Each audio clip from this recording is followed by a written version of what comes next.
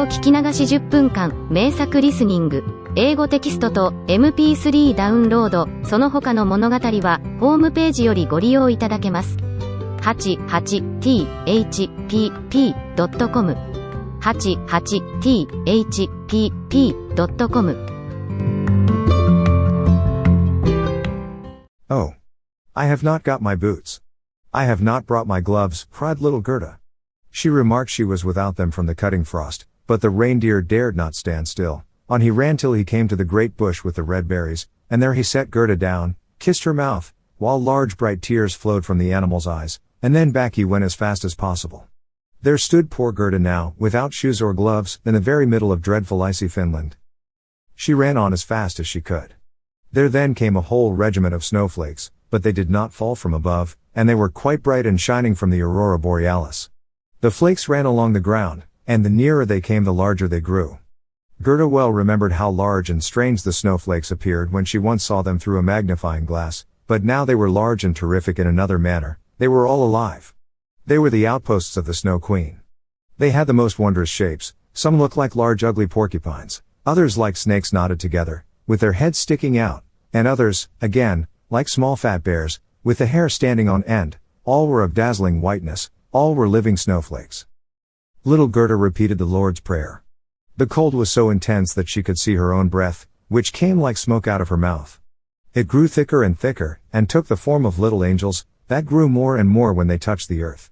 All had helms on their heads, and lances and shields in their hands. They increased in numbers, and when Gerda had finished the Lord's Prayer, she was surrounded by a whole legion. They thrust at the horrid snowflakes with their spears, so that they flew into 1,000 pieces, and little Gerda walked on bravely and in security. The angels patted her hands and feet, and then she felt the cold less, and went on quickly towards the palace of the Snow Queen. But now we shall see how Kay fared. He never thought of Gerda, and least of all that she was standing before the palace. 7th story. What took place in the palace of the Snow Queen, and what happened afterward. The walls of the palace were of driving snow, and the windows and doors of cutting winds. There were more than 100 halls there, according as the snow was driven by the winds. The largest was many miles in extent, all were lighted up by the powerful aurora borealis, and all were so large, so empty, so icy cold, and so resplendent. Mirth never reigned there was never even a little bear ball, with the storm for music, while the polar bears went on their hind legs and showed off their steps. Never a little tea party of white young lady foxes. Vast, cold, and empty were the halls of the Snow Queen. The northern lights shone with such precision that one could tell exactly when they were at their highest or lowest degree of brightness. In the middle of the empty, endless hall of snow was a frozen lake. It was cracked in 1,000 pieces, but each piece was so like the other, that it seemed the work of a cunning artificer. In the middle of this lake sat the Snow Queen when she was at home, and then she said she was sitting in the mirror of understanding, and that this was the only one and the best thing in the world. Little Kay was quite blue, yes, nearly black with cold, but he did not observe it, for she had kissed away all feeling of cold from his body, and his heart was a lump of ice. He was dragging along some pointed flat pieces of ice, which he laid together in all possible ways, for he wanted to make something with them, just as we have little flat pieces of wood to make geometrical figures with, called the Chinese puzzle. Kay made all sorts of figures, the most complicated, for it was an ice puzzle for the understanding. In his eyes the figures were extraordinarily beautiful, and of the utmost importance, for the bit of glass which was in his eye caused this. He found whole figures which represented a written word, but he never could manage to represent just the word he wanted. That word was eternity, and the Snow Queen had said, "If you can discover that figure, you shall be your own master, and I will make you a present of the whole world and a pair of new skates." But he could not find it out. "I am going now to warm lands," said the Snow Queen. "I must have a look down into the black cauldrons." It was the volcanoes Vesuvius and Etna that she meant. "I will just give them a coating of white, for that is as it ought to be. Besides, it is good for the oranges and the grapes." And then away she flew, and Kay sat quite alone in the empty halls of ice that were miles long, and looked at the blocks of ice, and thought till his skull was almost cracked. There he sat quite benumbed and motionless. One would have imagined he was frozen to death. Suddenly little Gerda stepped through the great portal into the palace. The gate was formed of cutting winds, but Gerda repeated her evening prayer, and the winds were laid as though they slept, and the little maiden entered the vast, empty, cold halls. There she beheld Kay. She recognized him, flew to embrace him, and cried out, her arms firmly holding him the while, "Kay, sweet little Kay! Have I then found you at last?" But he sat quite still, benumbed and cold.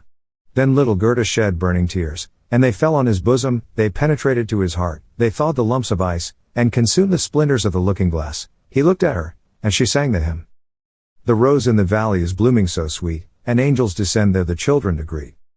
Hereupon Kay burst into tears. He wept so much that the splinter rolled out of his eye, and he recognized her, and shouted, "Gerda, sweet little Gerda. Where have you been so long? And where have I been?" He looked round him. "How cold it is here," said he. "How empty and cold." And he held fast by Gerda, who laughed and wept for joy. It was so beautiful, that even the blocks of ice danced about for joy, and when they were tired and laid themselves down, they formed exactly the letters which the Snow Queen had told him to find out, so now he was his own master, and he would have the whole world and a pair of new skates into the bargain. Gerda kissed his cheeks, and they grew quite blooming. She kissed his eyes, and they shone like her own. She kissed his hands and feet, and he was again well and merry. The Snow Queen might come back as soon as she liked. There stood his discharge written in resplendent masses of ice. They took each other by the hand, and wandered forth out of the large hall. They talked of their old grandmother, and of the roses upon the roof, and wherever they went, the wind ceased raging, and the sun burst forth. And when they reached the bush with the red berries, they found the reindeer waiting for them. He had brought another, a young one, with him, whose udder was filled with milk, which he gave to the little ones, and kissed their lips. They then carried Kay and Gerda, first to the Finland woman, where they warmed themselves in the warm room, and learned what they were to do on their journey home, and they went to the Lapland woman, who made some new clothes for them and repaired their sledges. The reindeer and the young hind leapt along beside them, and accompanied them to the boundary of the country. Here the first vegetation peeped forth. Here Kay and Gerda took leave of the Lapland woman. "Farewell. Farewell," they all said. And the first green buds appeared, the first little birds began to chirrup, and out of the wood came, riding on a magnificent horse, which Gerda knew, it was one of the leaders in the golden carriage, a young damsel with a bright red cap on her head, and armed with pistols. It was the little robber maiden, who, tired of being at home, had determined to make a journey to the north, and afterwards in another direction, if that did not please her. She recognized Gerda immediately, and Gerda knew her too. It was a joyful meeting. "You are a fine fellow for tramping about," said she to little Kay. "I should like to know, faith, if you deserve that one should run from one end of the world to the other for your sake?" But Gerda patted her cheeks, and inquired for the prince and princess. "They are gone abroad," said the other. "But the raven?" asked little Gerda. "Oh, the raven is dead," she answered. "His tame sweetheart is a widow, and wears a bit of black worsted round her leg. She laments most piteously, but it's all mere talk and stuff. Now tell me what you've been doing and how you managed to catch him." And Gerda and Kay both told their story. "And Schnipp Schnapp Schnurr Basiler," said the robber maiden, and she took the hands of each, and promised that if she should some day pass through the town where they lived, she would come and visit them, and then away she rode. Kay and Gerda took each other's hand. It was lovely spring weather, with abundance of flowers and of verdure. The church bells rang, and the children recognized the high towers, and the large town. It was that in which they dwelt. They entered and hastened up to their grandmother's room, where everything was standing as formerly. The clock said tick, tack, and the finger moved round, but as they entered, they remarked that they were now grown up. The roses on the leads hung blooming in at the open window. There stood the little children's chairs, and Kay and Gerda sat down on them, holding each other by the hand. They both had forgotten the cold empty splendor of the Snow Queen, as though it had been a dream. The grandmother sat in the bright sunshine, and read aloud from the Bible, "Unless ye become as little children, ye cannot enter the kingdom of heaven." And Kay and Gerda looked in each other's eyes, and all at once they understood the old hymn. "The rose in the valley is blooming so sweet, and angels descend there the children to greet." There sat the two grown-up persons, grown up, and yet children, children at least in heart, and it was summertime, summer, glorious summer.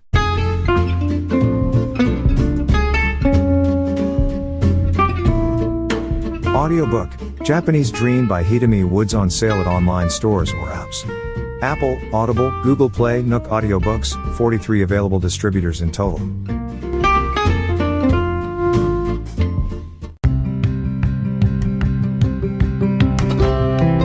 英語聞き流し10分間、名作リスニング。